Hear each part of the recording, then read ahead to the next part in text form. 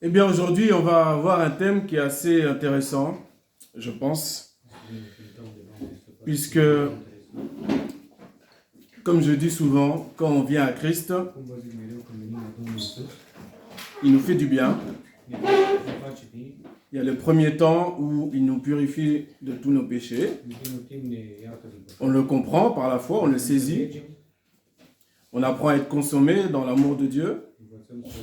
Ça, c'est quelque chose qui est très important, d'être consommé dans l'amour de Dieu. C'est-à-dire se rendre compte assez rapidement de l'amour que Dieu a pour nous. De bien se rendre compte de la différence qu'il y a entre l'amour de Dieu et l'amour des êtres humains.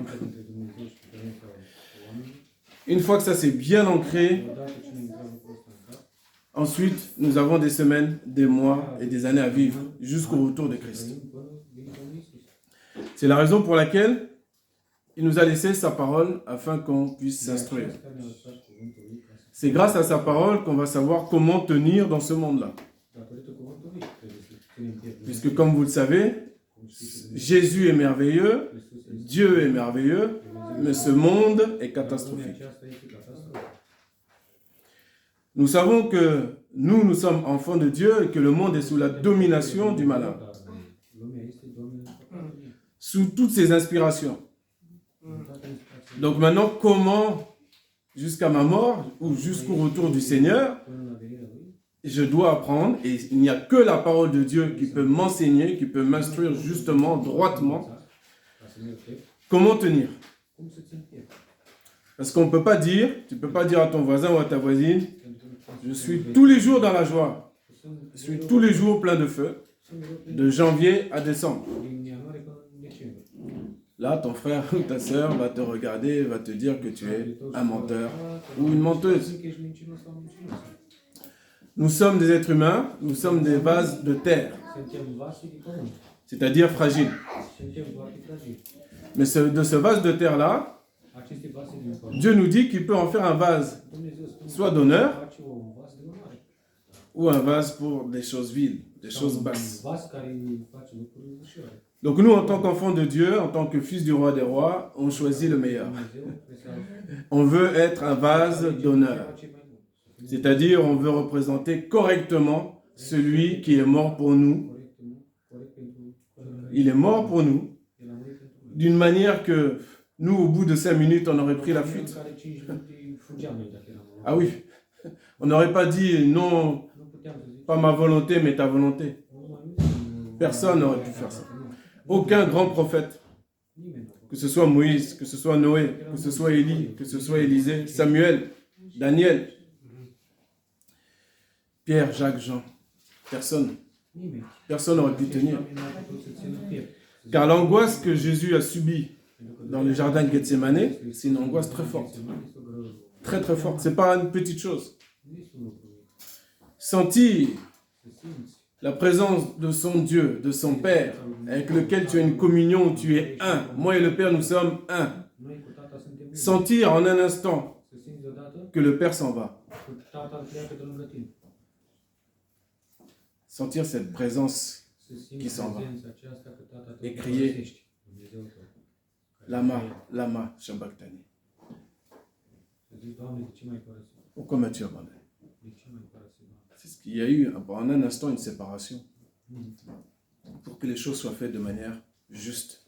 De la même manière que quand on sacrifiait à l'époque les béliers, les moutons, les taureaux, le sang coulait jusqu'à ce que l'âme de la bête parte. Il y a une séparation. Et Dieu lui-même, quand il se sépare de Jésus un instant, c'est comme si Jésus sent la mort physique. Comment peut-on vivre sans Dieu? Voilà le type d'angoisse. Quel que soit le nombre de minutes. Comment? C'est terrible. Donc il nous a laissé sa parole. Son nom est la parole de Dieu. La révélation qui nous est faite dans l'Apocalypse. Et dans cette parole-là, nous allons voir 2 personnages qui ont eu des états d'âme.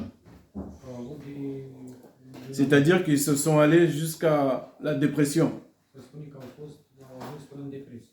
Et cette dépression a été jusqu'à la mort. Non pas la mort physique, mais la mort du cœur, si j'ose dire, parce que c'est-à-dire que c'est l'abondance du cœur que la bouche parle. Donc, ces deux personnages-là ont demandé un jour à Dieu la mort. Ils n'en pouvaient plus. Maintenant, avant d'arriver jusqu'à ce stade-là,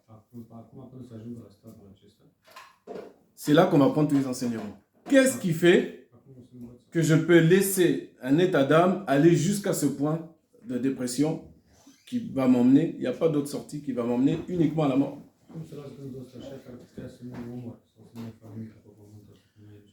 Je pense que certains d'entre vous ont déjà compris qu'on va parler premièrement du prophète Élie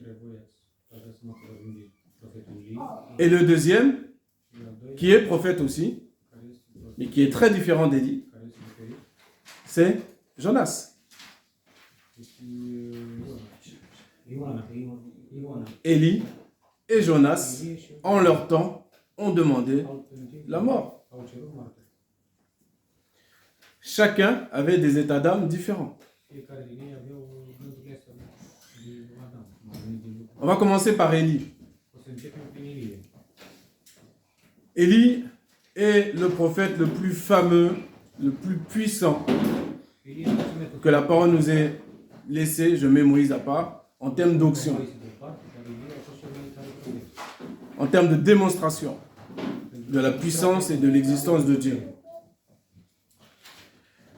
Élie est un prophète mis à part, comme tous les hommes de Dieu sont censés être à part. Et un jour, Dieu l'envoie vers le roi d'Israël de l'époque, Akab, qui faisait des choses mauvaises aux yeux de Dieu. Déjà, il a épousé une étrangère, Jézabel. Et quand tu épouses quelqu'un, tu épouses tout ce qui concerne la personne.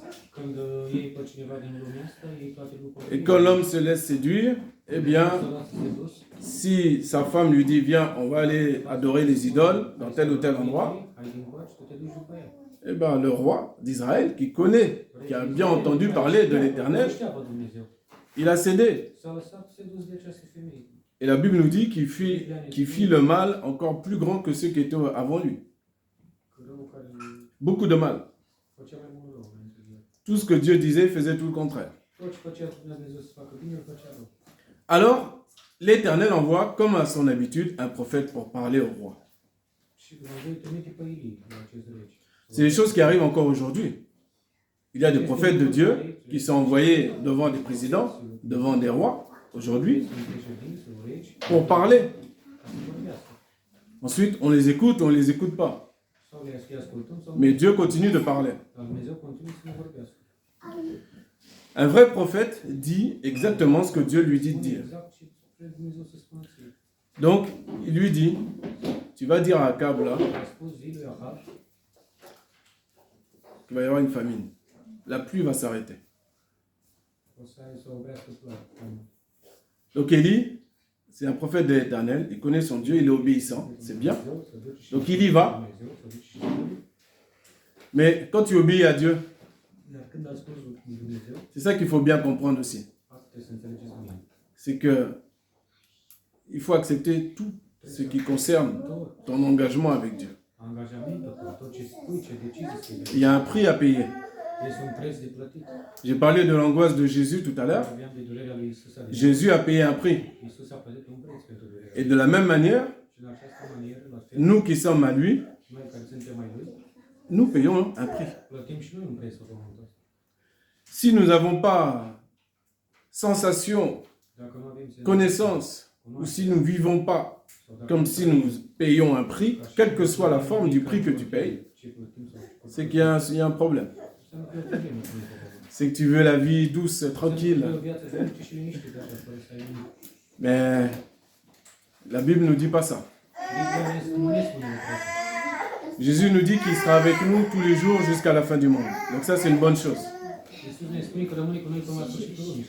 Pour nous aider. Pour aller jusqu'au bout. Mais il n'y a pas d'autre choix.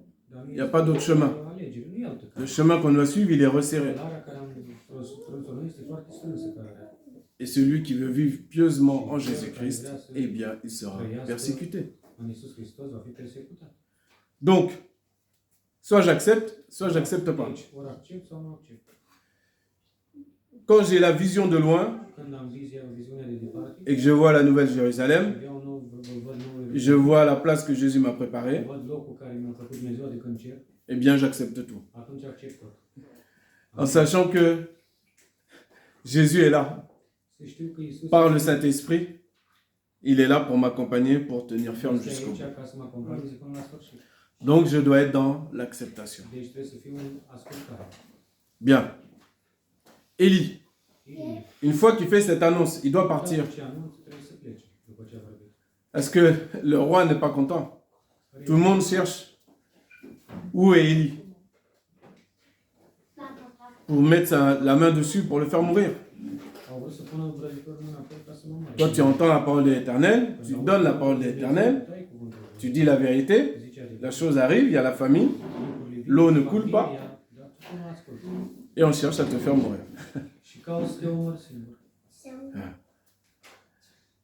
Ensuite, vous connaissez ce qui s'est passé avec les prophètes de Baal. Plus de 400 prophètes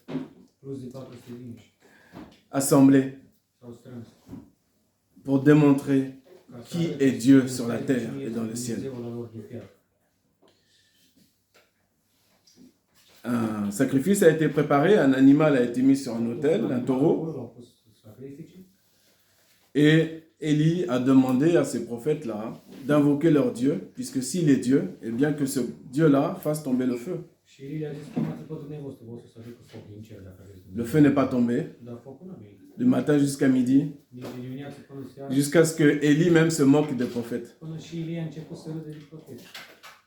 Et il leur disait, bon, peut-être qu'il dort, peut-être qu'il sommeille, peut-être qu'il est en retard, peut-être il faut parler plus fort, il faut crier plus fort, peut-être. Et donc ces prophètes-là, ils faisaient des incisions sur leur corps. Il faut couler le sang, leur propre sang. Peut-être que leur Dieu, Baal, va voir, il va accepter ça. Une fois que c'était le tour d'Élie, il a dit de remplir des jarres d'eau, de l'eau, beaucoup d'eau sur le sacrifice, sur l'autel. Beaucoup d'eau. Beaucoup d'eau.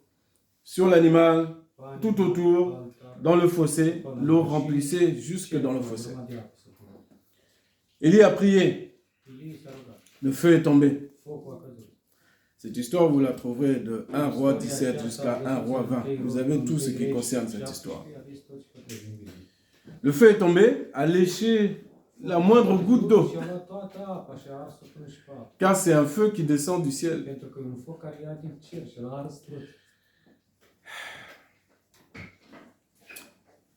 Le peuple a vu ça. Le peuple a dit, c'est l'Éternel qui est Dieu. Est-ce que tout le peuple s'est tourné vers l'Éternel? Je ne sais pas. La Bible ne me dit pas. En tout cas, tout le peuple a constaté qu'il y avait bien un miracle qui s'est produit là. Bon. Sauf que quand la femme d'Akab a entendu ça, Jézabel, et c'est là qu'on va prendre la Bible et on va voir l'état d'âme d'Élie. Donc, jusqu'au là où on arrive là, vous voyez, courtement résumé, puisque Élie a fait beaucoup plus de grands actes encore dans sa vie de prophète. Mais tout ça pour dire que Élie est un vrai prophète de Dieu, un vrai serviteur de Dieu. Il dit la vérité, il ne fait pas de zigzag, il n'est pas corrompu.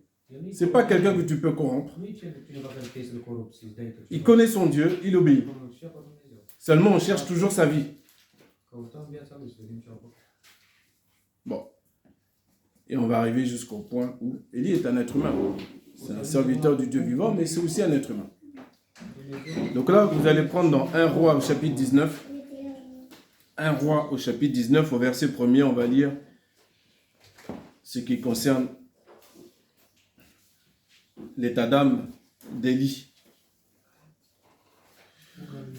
Et Akab raconta à Jézabel tout ce qu'Élie avait fait, et en détail comme il avait fait, comme il avait tué par l'épée tous les prophètes.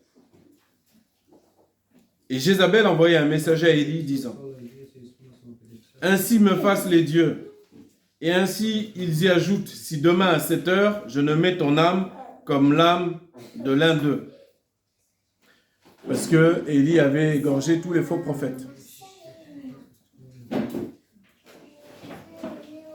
Et voyant cela, il se leva et s'en alla pour sa vie.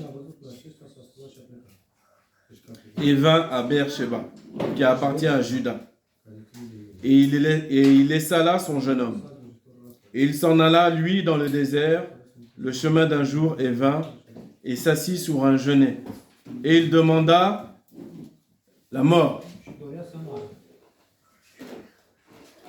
pour son âme, et dit, c'est assez maintenant, Éternel, prends mon âme, car je ne suis pas meilleur que mes pères. Et il se coucha et dormit sous le genêt. Qu'est-ce qui a pu faire que Élie arrive jusqu'à ce stade-là? Jusqu'à demander la mort. Il y a quelque chose qui pose question. Ça m'interroge. Qu'est-ce que Élie pensait? Qu'est-ce qui ne le satisfait pas dans sa vie? Tu es serviteur de l'Éternel. Tu pries pour qu'il ne pleuve pas, il ne pleut pas. Tu pries pour qu'il pleut, il pleut. Tu fais descendre le feu du ciel. Tu vas ressusciter un enfant même qui meurt. Tu vas faire plein de choses durant ta vie sur la terre, dans le ministère. Pourquoi demander la mort?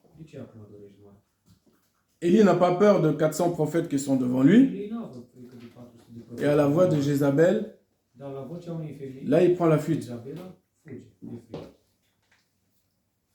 voyez la dualité. Il y a une part en nous qui est très forte. Grâce à Dieu. Et il y a en nous une part qu'il ne faut jamais soupçonner, qui est aussi fragile.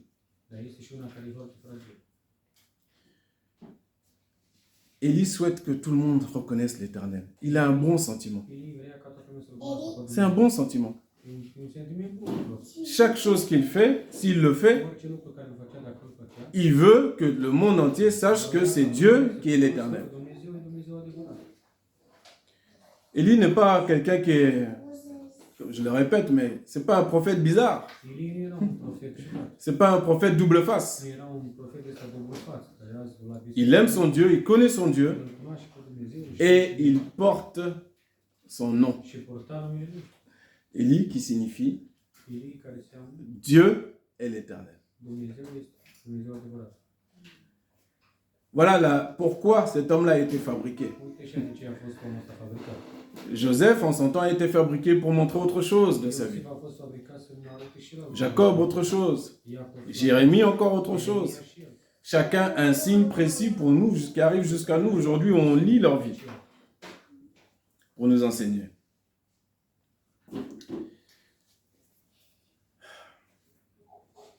Mais tout le monde ne se retourne pas vers Dieu. Tout le monde ne reconnaît pas l'Éternel. Et il y a obstacle sur obstacle. Épreuve sur épreuve. À quoi bon? On peut se poser des questions. C'est là que le diable va venir maintenant. Souffloter à tes oreilles. Si tu as des problèmes, est-ce que tu es vraiment chrétien? Est-ce que tu es vraiment chrétienne? Est-ce que tu aimes vraiment Jésus? À quoi bon? À quoi bon aller à l'église? Pourquoi te faire baptiser? Pourquoi aller aux réunions de prière?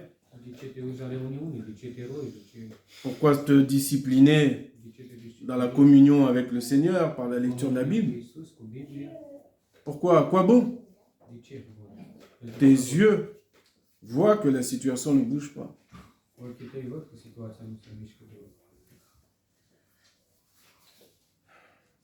Parce qu'on n'a pas la vision globale.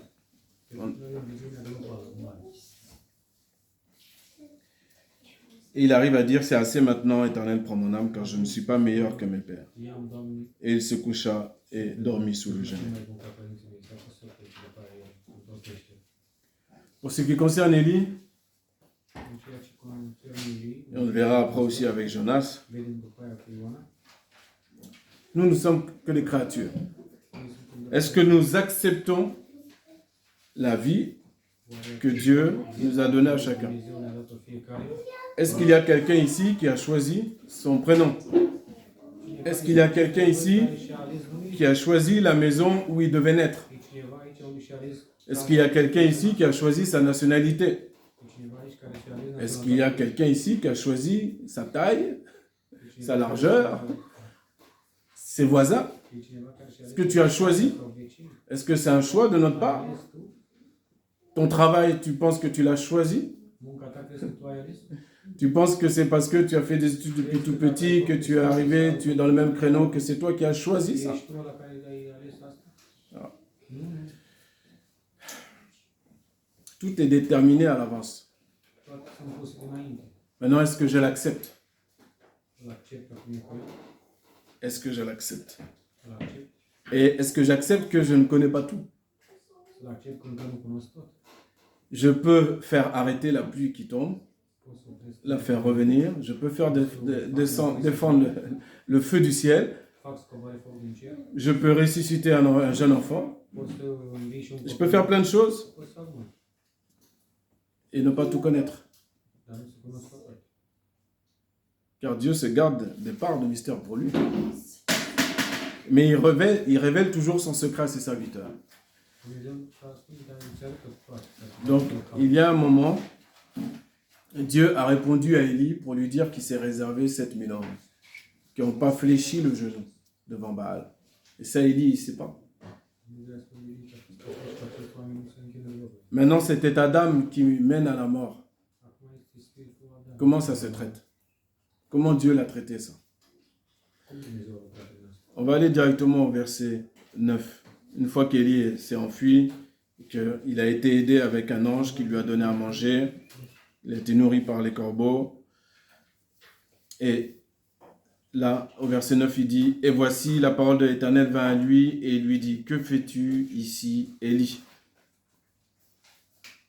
C'est tout ce que nous allons lire là. Que fais-tu ici, Élie? Qu'est-ce que tu fais là? Qu'est-ce que tu fais dans cet état de dépression qui mène à la mort? Qu'est-ce que tu fais là? Alors, comme on dit toujours, Dieu il pose des questions, c'est pas parce qu'il n'a pas la réponse. Il veut que nous-mêmes, on comprenne et on se rende compte de notre propre situation. Mais qu'est-ce que je fais là? Qu'est-ce que je fais là? Qu'est-ce que je fais là? Les uns, ça va être, qu'est-ce que je fais là chaque dimanche chez moi, en train de dormir, regarder la télé? Qu'est-ce que je fais de ma vie? Qu'est-ce que je fais? Je consomme tellement de choses. Qu'est-ce que je fais là? Est-ce que je suis réveillé? Est-ce que je comprends dans la situation dans laquelle je suis? Et à un moment donné, je vais me plaindre aussi, comme Élie. Je vais dire, bon, à ma manière, avec nos mots, nous, on est encore plus grossiers, malheureusement. On va dire, Dieu ne m'écoute pas. De toute façon, Dieu ne m'écoute pas. À quoi ça sert que je lui parle? Dieu ne m'écoute pas. Et puis, un jour, Dieu va venir, il va te parler doucement, il va dire, mais qu'est-ce que tu fais là? Qu'est-ce que tu fais dans cette situation? Qu'est-ce que tu fais là? Dieu ne vient pas voir la personne pour lui faire un petit câlin derrière le dos, là. C'est simplement te réveiller, reprendre ta situation, reprendre ta dignité, revenir d'où tu es tombé, reprendre position et te rappeler que tu es un enfant de Dieu et que l'enfant de Dieu n'a aucune communion à avoir avec quelque état d'âme ou dépression qui mène à la mort, que ce soit. L'enfant de Dieu, il a à voir avec l'esprit et avec la vie. Et la vie éternelle. C'est pour ça que nos frères et sœurs dans des pays où ils sont chassés, où on les menace, on leur dit de changer de foi, de croire dans une autre religion, sinon on leur coupe la tête. Et la plupart, parce qu'ils savent à qui ils ont cru, ils vont jusqu'au bout. Tu ne peux pas leur enlever leur foi. C'est dur, mais ils vont jusqu'au bout. Jusqu'au bout. Parce qu'ils savent qui ils sont.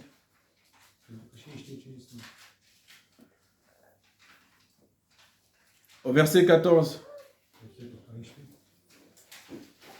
Dieu lui parle une seconde fois. Une fois qu'il s'est mis devant l'entrée de la caverne et qu'il a entendu une voix douce qui parlait, Dieu lui dit, « Que fais-tu ici, Élie ?»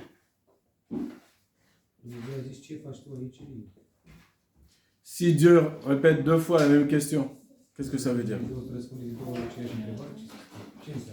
Ça veut dire que la première réponse d'Élie démontre que Élie n'a pas compris. Il n'a pas encore compris ce qu'il doit comprendre.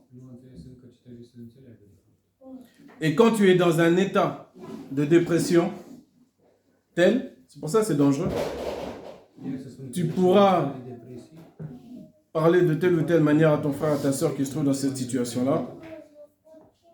Parfois, elle ne va pas comprendre. Donc, il te faudra beaucoup d'amour, de patience pour répéter les mêmes choses jusqu'à temps que la personne se réveille. Dieu a entendu que Élie lui a parlé, il lui a dit « J'ai été très jaloux pour le nom de l'Éternel, le Dieu des armées, car les fils d'Israël ont abandonné ton alliance, ils ont renversé tes autels, et ils ont tué tes prophètes par l'épée, et je suis resté, moi, seul, et ils cherchent ma vie pour me l'ôter. » Donc, c'est comme si Élie dit « Moi, j'ai gardé la foi, et à cause de ça, eh bien maintenant, tout le monde veut me tuer. » Donc l'âme d'Élie est un peu perturbée, il ne comprend pas. J'ai fait les choses bien et maintenant on veut me tuer. Et vous voyez que Dieu répond toujours par la même question. Ça doit nous interpeller. Tout comme Job avait le droit d'exprimer sa souffrance, d'exprimer sa douleur en longueur.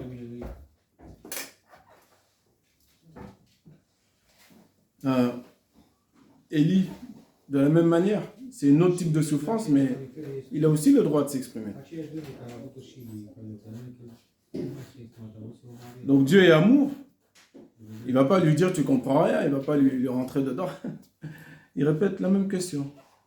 Pour que toi-même, tu puisses participer aussi à ta propre délivrance, à ta propre sortie, avec une compréhension. Vous savez, il y a des gens qui ont été délivrés de démons, qui ont été guéris puissamment de grandes maladies, et puis quelques mois après, ils sont retombés dans les mêmes travers. Parce qu'ils n'ont pas compris. Ils n'ont pas compris. Tout ce qu'ils ont vu, c'est que avant il y avait un esprit impur, maintenant il est parti, c'est bon, je suis tranquille. Mais tu n'as pas compris ce qui se passe. Quand Dieu te délivre, quand Dieu te guérit, il faut aussi comprendre. C'est pour ça que Jésus est venu vers une personne à un moment donné pour lui dire, bon, va et ne pêche plus, de peur qu'il ne t'arrive quelque chose de pire. La personne devait comprendre. Il n'y a pas de souci. Jésus peut guérir, peut tout faire. Mais derrière, tu as des semaines, des mois et des années à vivre. Avec des conséquences qui auront en fonction. Selon ton comportement. Et ce que l'Éternel va faire, c'est qu'il va redonner une mission à Élie.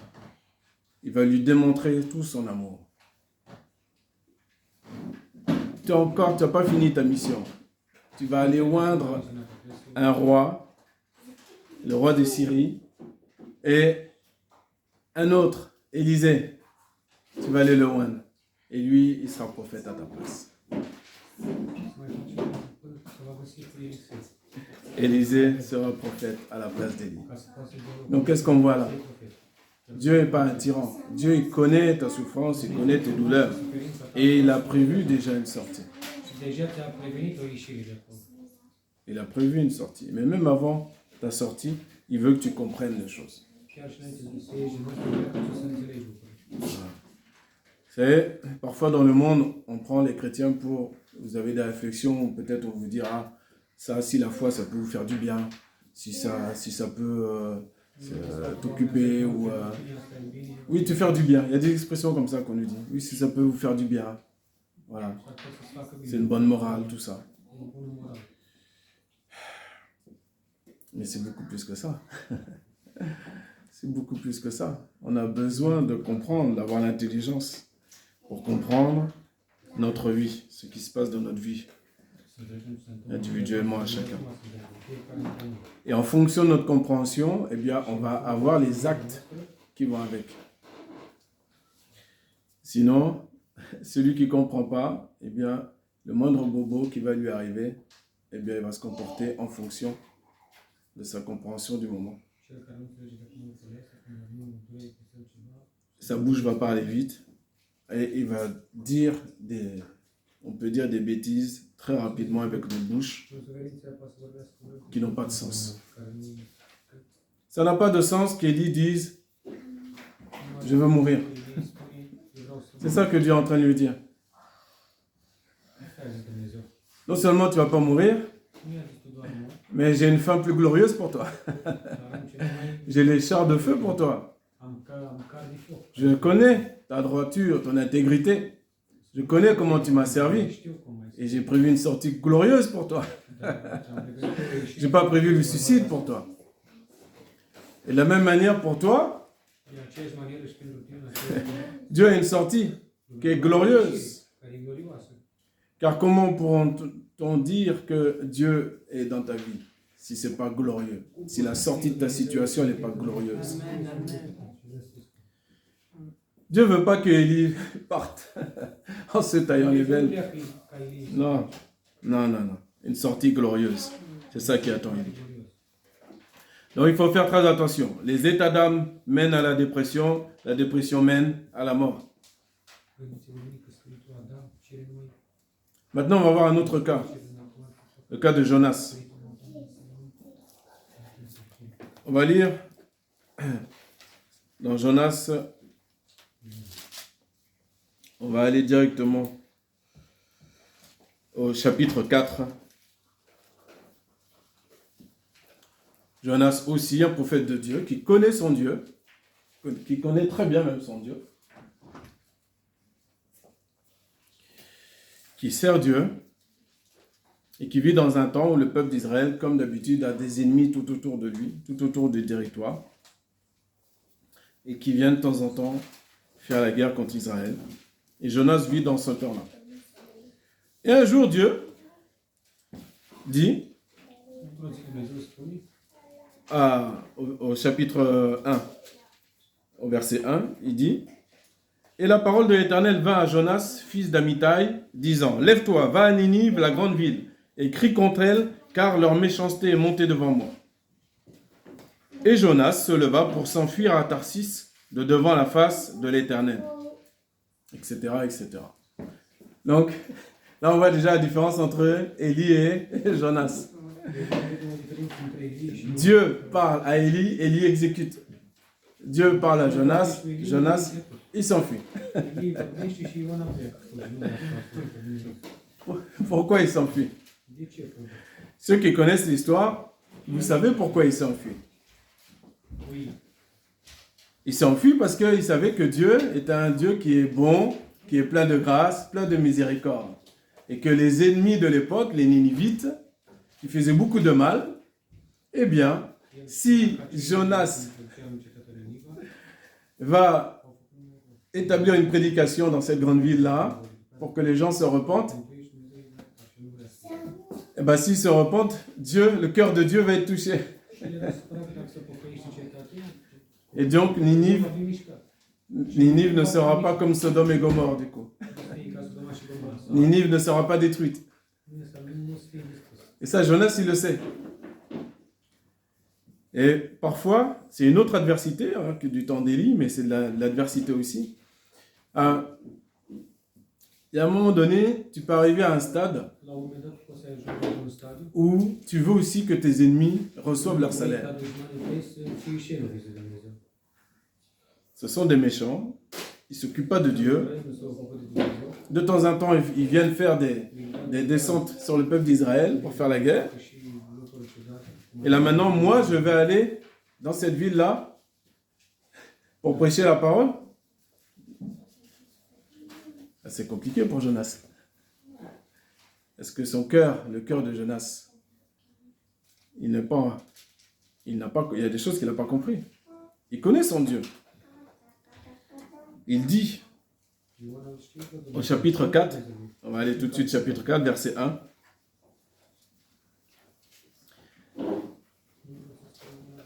Là, on est arrivé directement au stade où Dieu n'a pas détruit la ville, puisque c'est un Dieu d'amour. Alors, il est écrit, mais Jonas trouva cela très mauvais. C'est très mauvais que Ninive ne soit pas détruite. Et il fut irrité. Et il pria l'Éternel. Donc, même avec de la colère, même avec de l'irritation, tu peux prier l'Éternel. C'est intéressant, hein? Ah là là. Et il dit, Éternel, je te prie, n'était-ce pas là ma parole quand j'étais encore dans mon pays? C'est pourquoi j'ai d'abord voulu m'enfuir à Tarsis, car je savais que tu es un Dieu qui fait grâce et qui est miséricordieux, lent à la colère et grand en bonté, et qui te repent du mal dont tu as menacé. Et maintenant, Éternel, je t'en prie, prends-moi ma vie, car mieux me vaut la mort, que la vie. C'est grave, hein? Donc tu peux être serviteur de Dieu et vouloir le mal pour tes ennemis.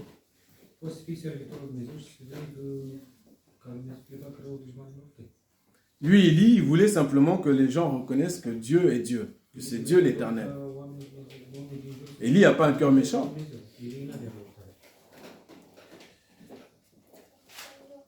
C'est grave, hein? C'est grave. Eh oui. Et Jonas, verset 5. Jonas sortit de la ville et s'assit à l'orient de la ville, et il se fila une cabane et s'assit dessous à l'ombre, jusqu'à ce qu'il vit ce qui arriverait à la ville. Donc il espère quand même au cas où que Dieu change d'avis et détruise la ville. Voilà. Et l'Éternel Dieu prépara un kikajon, donc c'est un petit arbuste, et il le fit monter au-dessus de Jonas pour faire de l'ombre sur sa tête, pour le délivrer de sa misère. Et Jonas se réjouit d'une grande joie à cause du kikajon. Et Dieu prépara un verre le lendemain au lever de l'aurore, et il rongea le kikajon et il sécha. Donc il n'avait plus d'ombre sur la tête. Verset 8. Et il arriva que quand le soleil se leva, Dieu prépara un doux vent d'Orient, et le soleil frappa la tête de Jonas, et il défaillait, et il demanda la mort pour son âme. Et dit, mieux me vaut la mort que la vie. C'est grave. Vous voyez l'état d'âme? Ça va de pire en pire. De pire en pire. Il s'irrite parce que Dieu est bon. Il s'irrite parce que un coup il a de l'ombre sur la tête, un coup il n'a pas de l'ombre. Il n'est jamais content. Pourquoi? Qu'est-ce qui fait que l'état d'âme de Jonas va de pire en pire? Bien écoutez, le raisonnement humain, il fonctionne de la manière suivante. Le raisonnement humain, il va toujours prendre des choses qui sont vraies, réelles, la réalité. La réalité, c'est que ce sont des ennemis. Pour Élie, la réalité, c'est que il y a des faux prophètes. La réalité, c'est que le roi d'Israël, il fait n'importe quoi en ce moment. Il est marié avec quelqu'un qui ne veut pas être marié. C'est des choses réelles, concrètes. Et ça pèse. La réalité que tes yeux voient pèse sur ton raisonnement. Ça, il faut faire attention. Ce que mes yeux voient, ce n'est pas la vérité. C'est la réalité. C'est très différent. La vérité est une personne. La vérité s'appelle Jésus-Christ. Pour que je passe de la réalité à la vérité, il faut que je prenne les paroles de Jésus-Christ. Et les paroles de Jésus-Christ, c'est aimez vos ennemis. Priez pour celui qui vous persécute. Élie et Jonas ne sont pas encore arrivés jusqu'à ce stade.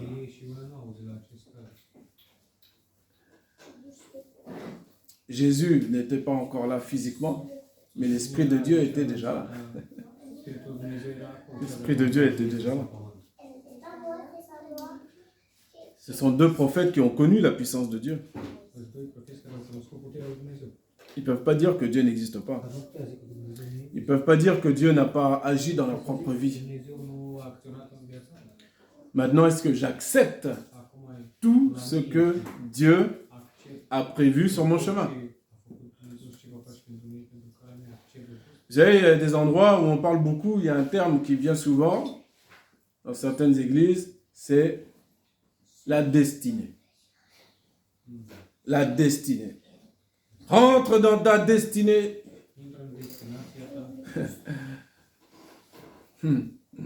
Proclame tout ce que tu as proclamé pour récupérer tout ce que le diable a volé, etc., etc. La destinée, la destinée. Ça sonne doux à nos oreilles. Est-ce que ça sonne glorieux? Une destinée glorieuse. Et ça, c'est pas marqué dans la Bible. Il n'est pas parlé de destinée dans la Bible. Il est parlé d'obéissance à la parole de Dieu.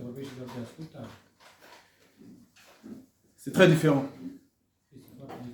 L'obéissance à la parole de Dieu t'amènera là où Dieu veut t'amener. L'obéissance à la parole de Dieu a amené Jésus jusqu'à la croix.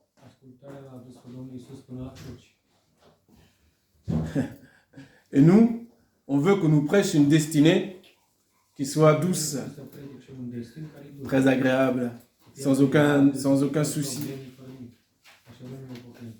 Ça, c'est des paroles de mensonge pour égarer le peuple de Dieu. Ce sont des paroles pour séduire les hommes, pour remplir des salles. Mais quand on vient à Christ, et Jésus lui-même l'a dit à ses disciples, vous boirez bien la coupe. La coupe de souffrance, vous allez la boire. Beaucoup de disciples en son temps ont laissé Jésus tout seul.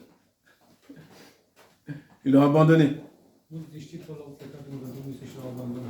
Ils n'ont pas accepté le message. Ils n'ont pas accepté entièrement. Et vous voyez la manière et la pédagogie de Dieu de faire, que ce soit pour Jonas ou pour Élie. Dieu démontre et montre son amour.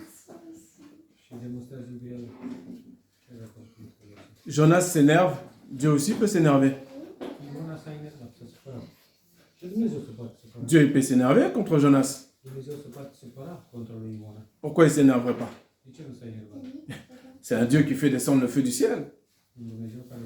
Pourquoi il ne fait pas descendre le feu sur Jonas pour lui faire fermer sa bouche? Parce que Dieu est amour. Et Dieu connaît la manière et la pédagogie, comment parler à Jonas avec ce petit arbuste, comment parler à Élie en lui disant « Que fais-tu ici ?» Pour Élie, c'est suffisant cette phrase.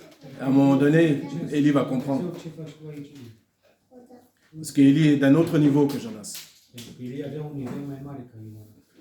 Jonas est plus dur et plus difficile.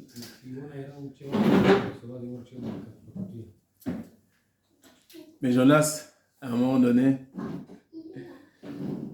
c'est quelqu'un aussi qui sait et qui a fait une très belle prière quand il était au fond du poisson. Sa louange est revenue à lui.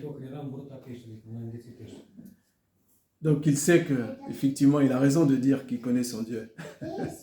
Il sait qu'en priant d'une manière, il va sortir de ce ventre de poisson-là.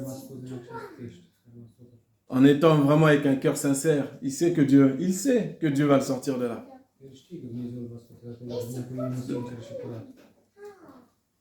Mais il n'accepte pas que Dieu soit miséricordieux envers ses ennemis.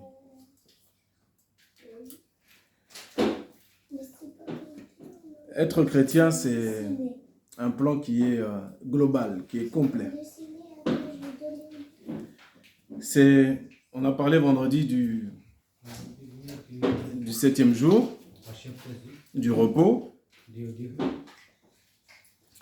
On a rappelé la création. On va finir avec ça. On a rappelé la création de la terre. Premier jour, deuxième jour, troisième jour, quatrième, cinquième, sixième, septième.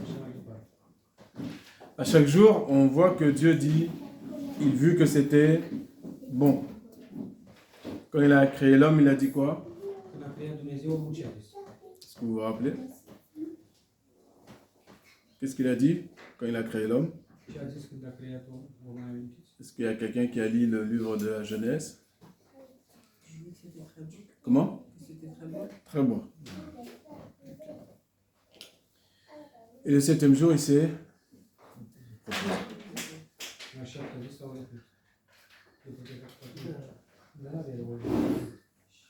et c'est dans ce 7e jour-là, dans ce repos-là, dans ce calme et cette tranquillité, que Dieu veut et souhaite qu'on entre. C'est ça l'idée de la douce harmonie dans les sanctuaires qu'on a chanté tout à l'heure.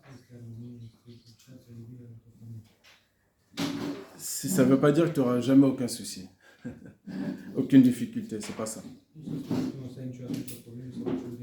Mais la manière dont tu vas te comporter devant ces épreuves, ce sera dans le calme et la tranquillité. Et c'est d'ailleurs dans le calme et la tranquillité que s'écoutent les paroles de la sagesse. C'est pas dans l'irritation de Jonas, c'est pas dans des états d'âme qui vont jusqu'à nous faire dire des bêtises, jusqu'à demander la mort. C'est pas là-dedans qu'on va sortir. Au jour du bonheur, la Bible nous dit, réjouis-toi. Au jour du malheur, la Bible dit, réfléchis. La parole répond toujours à la parole. C'est pour ça qu'on encourage toujours chacun et chacune à lire la Bible. Plus que même d'écouter des prédications sur YouTube, lis ta Bible. Merci Seigneur pour les prédications sur YouTube. Même là, on enregistre, c'est très bien, il n'y a pas de problème. Mais toi et ton Dieu, crois que Dieu ne fait pas exception de personne, qu'il ne fait pas de favoritisme, c'est qu'il veut et il aime passer du temps avec toi. Et plus on passe du temps avec le Seigneur, plus on apprend à le connaître et plus on apprend aussi à l'aimer tel qu'il est. Et alors, je peux te dire que les épreuves prochaines qui t'arrivent dans ta vie, tu vas les passer, mais de manière vraiment beaucoup plus relaxe, beaucoup plus tranquille qu'auparavant. Parce que tu as appris à connaître ton Dieu et à intégrer dans tout ton être.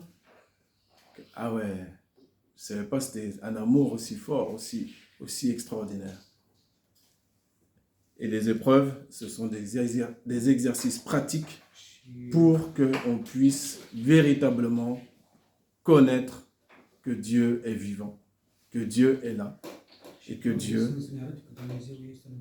ne va jamais, jamais t'abandonner. Si tu n'as pas d'épreuve, comment tu veux savoir ça?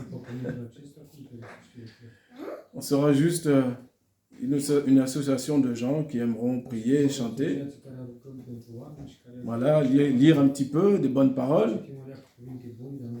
On prend un café, un thé, puis c'est bon. Non. Il faut que chaque chose, chaque théorie soit mise en pratique. Et alors, quand on vient te questionner, quand les gens du monde vont venir te questionner par rapport à Dieu, eh bien, tu vas avoir une consistance et une connaissance telle que tu verras que tu auras à chaque fois, par l'Esprit de Dieu, mais tu auras la réponse à tout.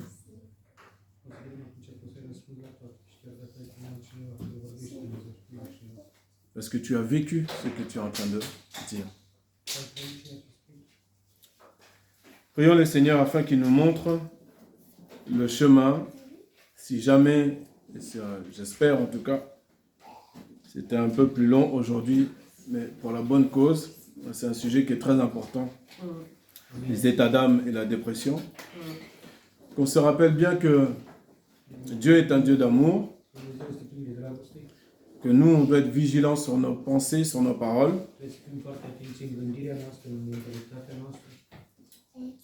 Et que c'est une source de gain de lire la Bible, de connaître la parole de Dieu, de connaître son Seigneur et d'apprendre à l'aimer.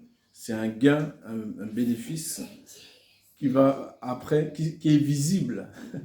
Et le monde vous verra, et vous verra vraiment naturellement ta transformation. Ah. Ce qui va attirer, ce n'est pas ma personne, c'est ce que Dieu a fait dans ma personne. C'est ce changement. Prions le Seigneur afin qu'il nous aide à demeurer fermes.